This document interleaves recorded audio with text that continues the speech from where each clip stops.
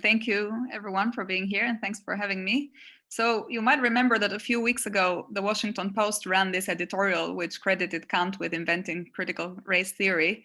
And what the article said was that critical race theory was a subset of critical theory that began with Immanuel Kant and went on to explain that Kant lived at the end of a century known as the Enlightenment or the Age of Reason. But since Kant was worried that experience had shown that reason was inadequate to give shape, there had to be a way of knowing things that went beyond reason. And that meant developing a theory of being critical of reason, therefore critical theory. This is all a quote from that Washington Post article. And then that article went on to say the problem was that eventually critical theory got away, and what was left was Hegel and Marx and wokeism and so on. So basically, Kant was more or less ascribed the role of being the inventor of woke philosophy, I guess. On the other hand, Kantians and philosophers of race have actually long singled out Kant as a central philosophical force behind the opposite, that is to say, Enlightenment racism and the legacies of it. And so Kant is often charged of having invented the concept of race, which then legitimized philosophical racism. So this is one of the claims that Bernasconi, for example, makes. Other people said that Kant was a philosophical forerunner of the doctrine of the Untermenschen, which was associated to the Nazis eventually. That was Charles Mills. And then some people say that Kant's racist views hopelessly compromise his moral and political thinking. And the critical literature on Kant and race is quite insistent that Kant never changed his mind on this issue. So what I'm going to talk today is this issue of whether Kant was a critic of racism or a racist himself. And I think I'm going to suggest that to understand Kant's stance on race, it's important to investigate his stance on commercial societies and colonialism, which are in turn connected to his teleology. So the paper, I'm afraid, is going to be quite technical. And so I'm going to talk about race throughout the paper. But the way in which I want to explore Kant's stance on race is by thinking about the role that the philosophical concept of race plays in Kant's philosophy of history, and how it's connected to the way in which Kant saw the relationship between nature and freedom, which is as such central to Kant's philosophical system. And I think philologically, it's fair to say, or at least this is where I've sort of ended up with my research, it's fair to say that Kant made quite a lot of racist statements in his earlier life, and that he went through a change of mind or a change of heart, or both, maybe in Kant's case, and but more importantly, a change in the way in which he thought about freedom in his philosophical system, which then brought him to a different evaluation of the place of teleology and nature in the system, which then in turn brought to a different assessment of the concept of race, and therefore also to a different analysis of racism. And I want to suggest that Kant actually ended up dying not as a racist, but I think as someone who had converted to the cause of anti-racism via his sympathies with the French Revolution. And all of these things will be looming in the background of the paper, even though the paper is much more on actually the concept of race as connected to Kant's teleology. So Kant's initial remarks on race are connected to, as I say, his stance on European colonialism and the role of commercial society and the way in which he thought the function of commercial society. And this appears very clearly, for example, in an early essay on universal history from a cosmopolitan point of view, where Kant is clearly not hostile to the idea of European civilization spreading to the rest of the world, which if you were to interpret this today, you'd end up basically saying Kant was sympathetic to something like the supremacy of white Europeans over the rest of the world. He says there that if you approach the study of history in a systematic fashion, you will discover a regular course of improvement in our part of the world, meaning Europe. And that this part of the world, he goes on to say, will probably someday give laws to all others. And he identifies the means for, and so this basically makes him an advocate of, looks like being an advocate of something like colonial rule. And the reason is that he identifies the means for this development in the expansion of the commercial spirit and the benefits of international trade on the relationship between states. And the further reason for that is that Kant thinks that the kinds of instincts that accompany commercial society and commercial sociability. So the desire for competition or the acquisition of property, or the investment of labor and resources in other parts of the world, are all part of, for Kant at this point, a productive cycle that turns this predisposition to human unsociable sociability, as Kant puts it, into a motor of social progress. And this account of commercial society and of the function of commercial spirit, and therefore also the related practices that went alongside that in European states at the time, is accompanied by an account of race that is endorsed throughout the 70s and 80s that suggests that Kant approved of these European attempts to dominate the rest of the world, and also that he genuinely believed that other populations were unable to rule themselves. And so, as he says also in the notes from his lectures on anthropology, for example, from 1780, 1781, he thought that, and this is a quote, "Americans and Negroes cannot govern themselves. They serve only as slaves and are similar to children." So these are all quotes taken from those notes. And furthermore, Kant in 1788, in an essay on the use of teleological principles in philosophy, cites approvingly a knowledgeable man, he says, who criticizes the proposal to emancipate slaves on grounds that when they are set free, beginning of quote, they abandon an easy craft which previously as slaves they had been forced to carry out, and instead become hawkers, wretched innkeepers, lackeys, and people who go fishing and hunting, in a word, tramps. So Kant's hierarchical view of human races and his analysis of unsociable sociability, on which his defense of commercial relations is based, are obviously connected. And I think to understand how and why they're connected and why Kant ends up making these claims, I think it's important to consider the systematic role that the concepts of predisposition on the one hand, and the German term for that is Anlage, and germs on the other, Keime, play in Kant's philosophy of nature and in his account of the generation of organisms, because his analysis of race is actually a result of the way in which these two terms play out in his philosophy of nature. And I'm going to say a little bit more on this in a minute. So on the one hand, this concept of predispositions, Anlage, which is central to this essay on universal history, for example, is what Kant introduces to explain how the kind of unsociable sociability that is at the heart of these processes that give us these social relations prepare the way for the development of morality. And this is the claim that he makes in this essay on universal history. And on the other hand, the concept of germs, Keime, plays a really important role in Kant's analysis of the human race. So I'm going to say a little bit more about these two terms, the concept of predisposition, which is central to his account of colonialism and commercial society, and the concept of germs on the other hand, because they're very important and they're used in the context of this kind of 18th century debate around the unity of the species, to which Kant's views on race are connected. And the general question is the modality of transmission for philosophers of biology. The general question, I mean, at the time, was the question of the modality of transmission of character traits from one generation of organisms to another generation of organisms. So the question was really one about philosophy of nature. And for Kant, this question became relevant because it connected to his own analysis of the teleology of nature, which was explained in three minor essays, none of which is sort of particularly important or particularly central to the Kantian scholarship that focuses, say, on the critiques, but which are very important to talk about the way in which the natural history of development of human beings has taken place and the separation between the different races. And so this is also where the claim that Kant was the first racist, or that Kant had invented the concept of race, is grounded. And so the three essays are, on the one hand, an essay from 1775 called On the Different Races of Human Beings. The second one is called A Determination of the Concept of Human Race from 1785.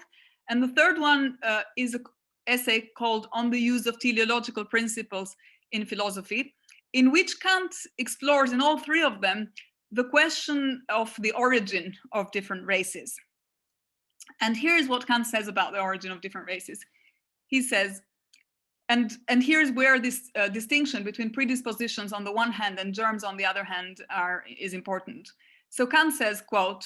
"The grounds of a determinate unfolding, which are lying in the nature of an organic body, are called germs, if this unfolding concerns particular parts. If it concerns only the size or the relation of parts to one another, then I call them natural predispositions." And the reason this account of germs and predispositions occurs in this paragraph is that Kant is wanting to talk about the relationship between nature and the way in which nature equips people to do certain things. And so, in fact, he continues, "This care of nature to equip her creature through hidden inner provisions for all kinds of future circumstances, so that it may preserve itself and be suited to the difference of the climate or the soil, is admirable," he says. "Chance or the universal mechanical laws could not produce such agreements. Therefore, we must consider such occasional unfoldings as preformed." So the question is here the relationship between nature and the human being, and the role that nature plays in preparing dispositions in human beings, which is in turn, I'm not going to develop this here, but it's in turn crucial to understand how morality develops from an anthropological point of view for Kant. But what's important to understand for the debate, and why these two terms of germs and predispositions are crucial, is that Kant's remarks are here placed in a kind of ongoing 18th century scientific debate amongst two different theories of natural development and of the role of nature in bringing and developing human dispositions. So on the one hand, you have what's called epigenetic theories, and on the other hand, you have preformist accounts. So epigenetic theories in the 18th century are revived in the defense of what's called mechanistic epigenesis, which is given especially in this text by Buffon called Histoire naturelle générale et particulière, that appeared in 1749, and which explained organic development by referring to the actions of what Buffon called a moule intérieur, a kind of vital force, which was understood in connection with Newtonian microforces, and which organized the interaction of these various organic molecules of which living matter was composed. And so the question of the generation of organisms here was explained with reference to this capacity that was inherent in matter to transform itself and to generate these new organic forms. So this was the epigenetic theories. On the other hand, you had the preformist theories, which developed in a kind of climate of skepticism about epigenetic theories, and which became prominent through the work of someone called Albrecht von Haller, which was also later reinforced by analysis and by microscopic observations, but basically by another naturalist called Charles Bonnet. And so basically both of these two preformist theorists refined existing accounts of preformation by talking about the existence of germs, which were thought to be present in all natural beings and that contained the seed for their development. So basically, germs pre-existed the fully formed organism, not in the sense that all the properties of the fully formed organism could be already considered developed in the germ, but as a kind of seed that was there as a kind of ordering cause that would facilitate their growth. And so basically, all of these debates and the reason they were there and the reason they took the form they took were that they were all feeding into biological and theological disputes about the relationship between God and living matter, and had to talk about the reconciliation of these natural development of organisms with a sort of purposeful intervention in the way in which natural forces would give a kind of innate teleological direction. So why is this important, and what is Kant's relation to all these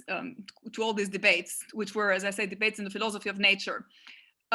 On the one hand, Kant had this kind of complex position towards epigenesis, and in fact, in the first critique, he goes as far as calling the entire system of reason an epigenesis of pure reason. In the later writings, particularly his essays on race, he's committed consistently to a version of preformation. And that starts with his early essay on the only possible proof for the existence of God, in which Kant talks about the way in which he's familiar with different theories of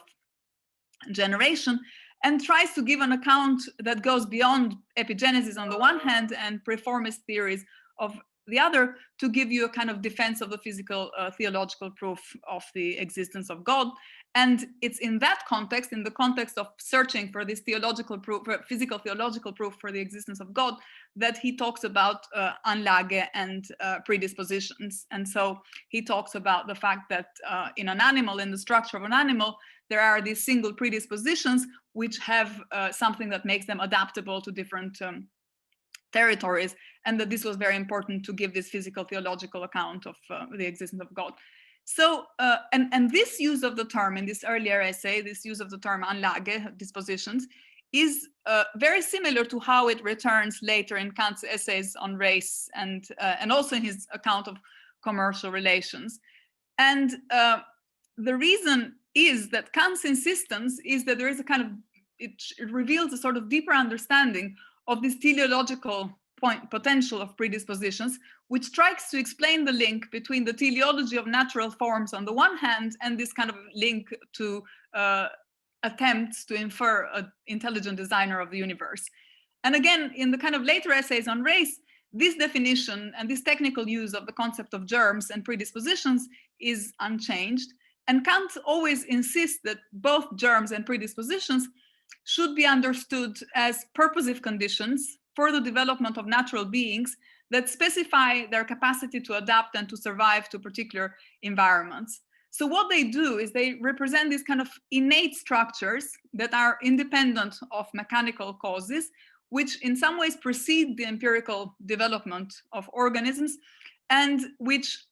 help us to explain, as Kant says, why on the one hand human beings are destined for all climates and for every soil, but then how he says there's various germs and natural predispositions that are ready, lying inside him, ready to be either unfolded or restrained so that someone could be suited or not suited to the place that they have in the world and over the course of generations. So basically, why does this all matter for Kant's theory of race and for what he thinks about race? Because Kant's analysis of germs and predispositions is useful to explain the kind of core theoretical problem that his essays on race try to explain, which is how can you have both the diversity of human races whilst having the same species, which from a kind of Darwinian point of view is obviously a very different dispute, and you treat it in a very different, you'd approach it in a very different way, and you would analyze it in a different way. But it's important to understand that at the heart of the philosophy of nature of the 17th and 18th century was this crucial question of how do organisms adapt, how do they develop, what is the role that natural and teleological causes play in that development. And so basically Kant's concept of both germs and dispositions is a way of, and the way he applies them to the analysis of race is by, first of all, trying to respond to these usual difficulties that purely mechanical laws or purely mechanical explanations and approaches to the unity of the species were facing, and to also explain how it is that you could both preserve particular characteristics of organisms and transmit them to the next generation. And so basically, he endorses this mixed view whereby he commits to these preformist theories to account for the evolution of human traits that are in some ways contained in the human species as germs and predispositions. But the crucial difference between predispositions on the one hand and germs on the other have to do with certain conditions of development with regard to the size and the relation of different parts of a living being. And on the other hand, germs are conditions for the development of new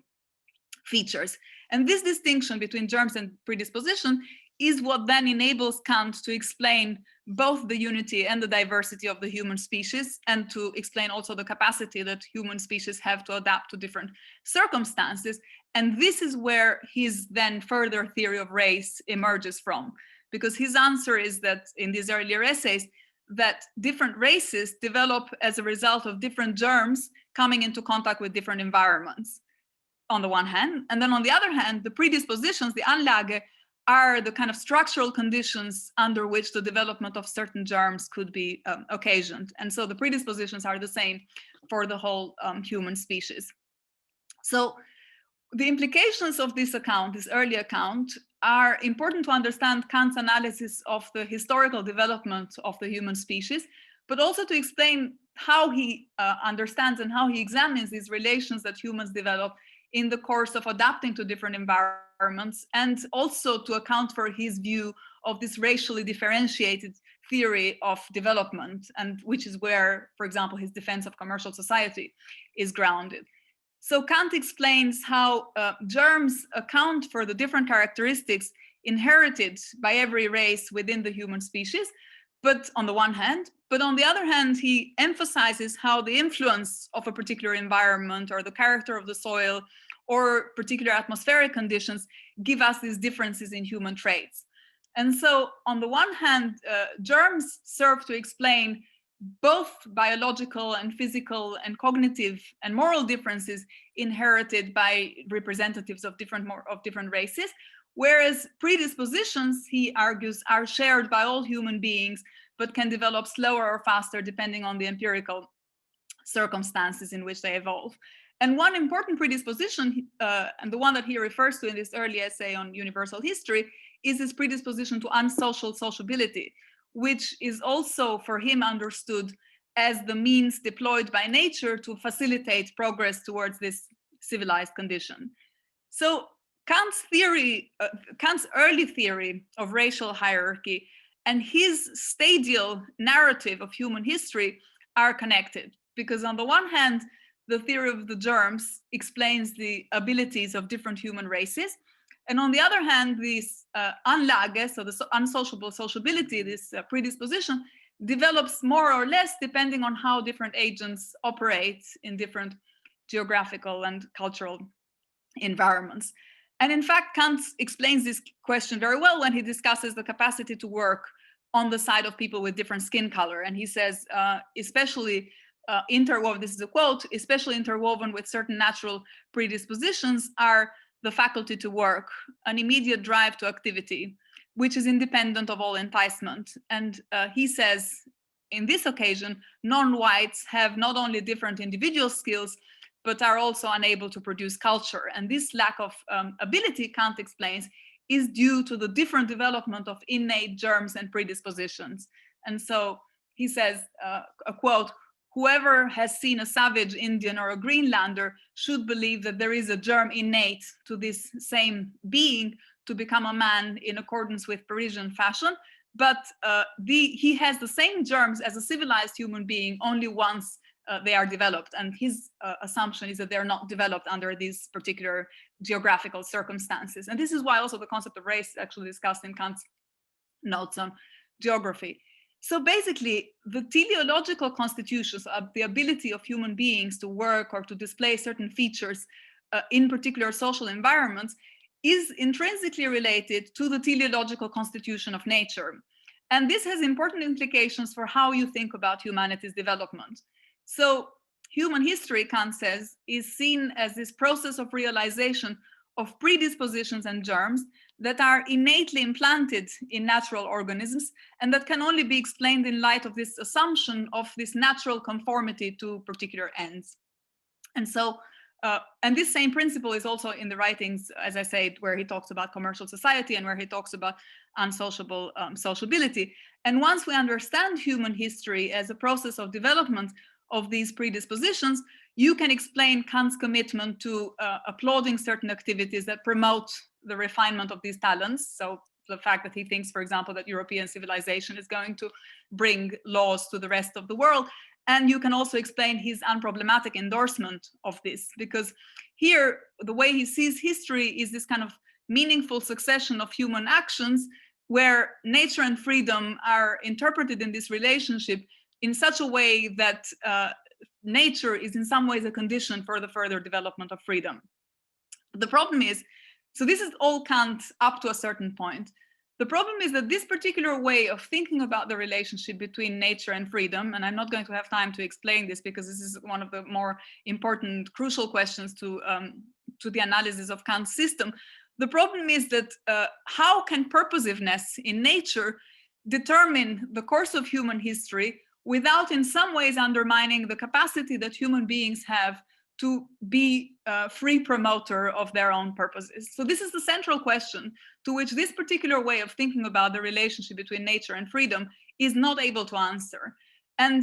what Kant's theory of germs and predispositions tries to do is to resolve this difficult problem of this relationship between natural teleology on the one hand and moral teleology on the other, by introducing this idea of natural conditions for development, which can both explain in some ways immutability, but also change in the course of human history. Because remember, we said this is why we need this concept of adaptation and germs and predispositions. And they're also related to these longer standing theological debates about the possibility of inferring from the teleological constitution of nature the kind of existence of an intelligent designer of the universe, as was required by this traditional metaphysical proof about the existence of God, so the physical theological proof. And so the problem is, though, that from a Kantian perspective, this assumption of intelligent intervention in the course of human history is both empirically difficult to justify, but it's also normatively problematic given Kant's commitments to practical reason. Because if natural teleology is understood as the condition of possibility for the development of these preformed predispositions, then it looks like freedom and the space of moral agency are significantly restricted, and in fact are very difficult to explain. And so this is the core question that is at the heart of Kant's moral philosophy throughout the late 1780s and 90s. And it's a kind of problem that torments Kant for a number of years, until I think he gets to a very lengthy analysis on the status of teleology in the Critique of Judgment, where he also talks about the status of reflexive judgment. And Kant there talks about predispositions to distinguish organical beings from mechanical ones.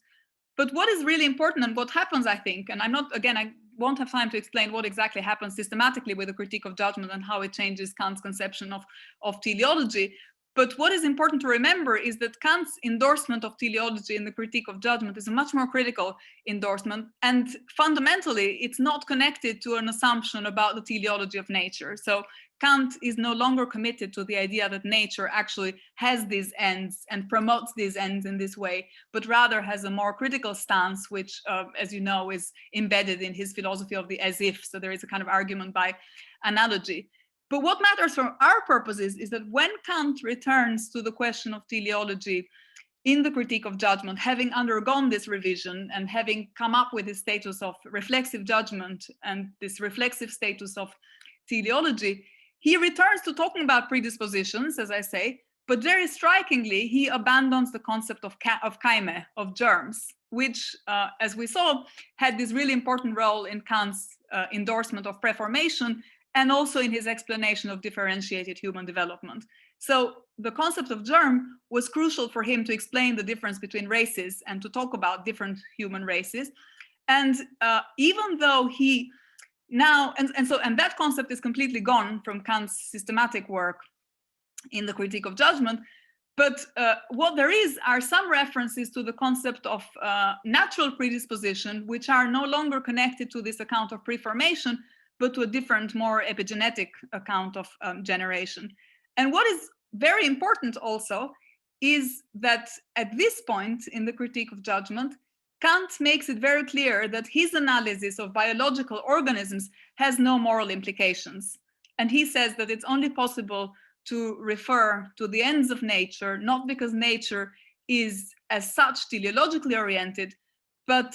in analogy with a kind of action that conforms to ends that human beings exhibit in the practical realm. So the systematic developments of the third critique for Kant's analysis of teleology have really important implications for a number of questions in Kant's system, in his political writings, but I think also for his analysis of race, because this teleology of nature, so the conformity to ends, in the third critique is not understood as a feature of nature, but as a kind of reflexive quality that is ascribed to human beings and to the development of some of nature's products, but in analogy with the causality of freedom, which is displayed in the practical realm. So I think it's very important that in the third critique, nature for Kant is no longer in itself teleologically oriented. What happens is rather that human beings can interpret it as such, only once they examine their own position in it, and once they observe the analogy with the way in which they make use of the products of nature to promote their practical ends. And so what happens is then, since Kant revisits his stance, so he drops the idea of germs, he revisits his stance on predispositions, he rethinks the question of these predispositions. He doesn't think that there is anything intrinsic to nature and to the way in which nature develops dispositions. Then unsociable sociability and his stance on commercial society also begins to change in the third critique. And this, as I say, there's a lot of things that get re-seen and a lot of changes that appear from the third critique onwards in Kant's political writings. But one of them, which is a very important one, is that this idea of a sort of harmonious relation between the predisposition to unsociable sociability and then nature's intervention to promote this predisposition as a way that is conducive to the development of morality also gets changed. Because while remember in the essay on universal history, the competitive instinct and the desire to possess and the will to dominate are all seen as tools of nature through which predispositions are further developed and in some ways reveal this ordering of this wise creator. In the third critique, Kant is very critical of the logic that underpins this kind of claim. And so, in fact, Kant says he's so critical that he says that these natural predispositions, not only do they not have a kind of natural harmony, but that sometimes it's easy to see that nature hasn't actually ever favored human beings, that in fact he says she hasn't spared the human being pestilence or illness, or we might say pandemics and so on. And so basically none of the features, even it's very clear, he says, that even the most beneficent nature outside us hasn't made the happiness of the species her end, and that there is nothing that suggests that nature as such works in any way that is beneficial to the human being. And so at this point, he also, because he changes his stance on predispositions, because he changes his stance on how nature and freedom interact with each other, I think Kant's assessment of the role of commercial spirit, and connectedly also to colonialism, changes. Because while commercial sociability, for example, was in the earlier essays on universal history praised for contributing to a kind of state of affairs in which the conflict between states would gradually lead to peace and so on, now Kant contrasts that with the spirit of war, and sometimes he even expresses this kind of admiration for war as opposed to this commercial peace. So in Kant's earlier essays, this promotion of commercial relations and the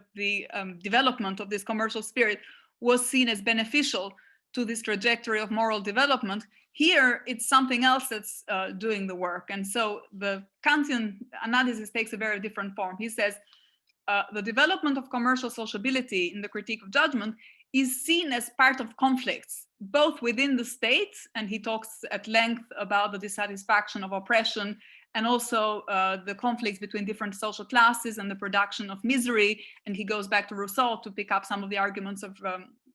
the discourse of inequality in accounting for all this, for the way in which the commercial spirit basically corrupts the kind of ethos of human beings. And he also talks about how commercial spirit undermines the harmony between states because of their ambition and their greed and their commercial rivalries. And therefore, the argument, the response that he gives is that there is a kind of political relation which goes via the doctrine of right and the defense of a system of justice, which can put an end to this conflict, where every individual is unable by themselves to put an end to this conflict, but where they can coordinate with others to design political institutions in such a way that they can administer justice impartially. And what this does is that it also brings, because the focus is now no longer on what nature does via commercial relations or via this unsociable sociability, but rather on political systems that human beings can themselves, with their own agency, design. What this brings is also a new evaluation of the relationship between white Europeans, on the one hand, who he used to see as people who would rule others, and then people outside the European world. And as I said, in the essay on universal history, he's not only silent on the negative effects of this unregulated commercial expansion, but even sometimes seems like he's defending this European legal order being subjecting other people, and this, which is itself rooted in this hierarchical account of human races. Whereas in later political writings, because this stance has changed, the doctrine of right and the essay on perpetual peace and so on revisit the traditional right to hospitality, which was central to the justification of commercial expansion since the writings of Vittoria early on, but takes that very argument into a very anti-colonial direction, which he then interprets as you know, as a kind of cosmopolitan right, which is a right to seek commercial interaction, but which the locals can refuse if it's done under conditions of domination or exploitation or unjust contracts and so on. And so basically, that's his views on colonialism also change in parallel with race dropping out of the picture, and in parallel with, I think, dropping out in the doctrine of right, the kind of stadial theory of history that seems to have characterized his earlier accounts about human history and conjectural beginnings. So in the doctrine of right, which is the result of the kind of political, juridical result of his new reflection on teleology, Kant shows a much more tolerant attitude towards different ways of life, and he argues that nomadic people are entitled to common possession of the land, where he cites Mongolia as an example, and he insists that groups with different lifestyles can legitimately resist the imposition of different methods of interacting with the land and so on. And so all of this has important implications, as I say, for a kind of critique of colonialism, which begins to emerge. And what I think this speaks to, and I'm really going to wrap up now, is that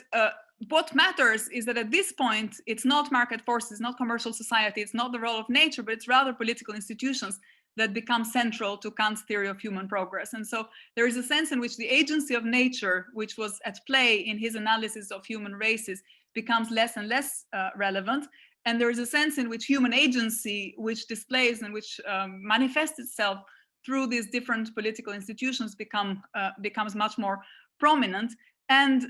so even though Kant never really abandons these references to nature throughout his work, I think what happens is that they cease to play a systematically important role in his later writings once you have a justification of principles that enable you to think about human relations on a slightly different ground, which emphasizes the role of their free agency as opposed to the role that nature plays in developing that free agency. And that also explains why Kant then, as I say, another implication of this is that he becomes much more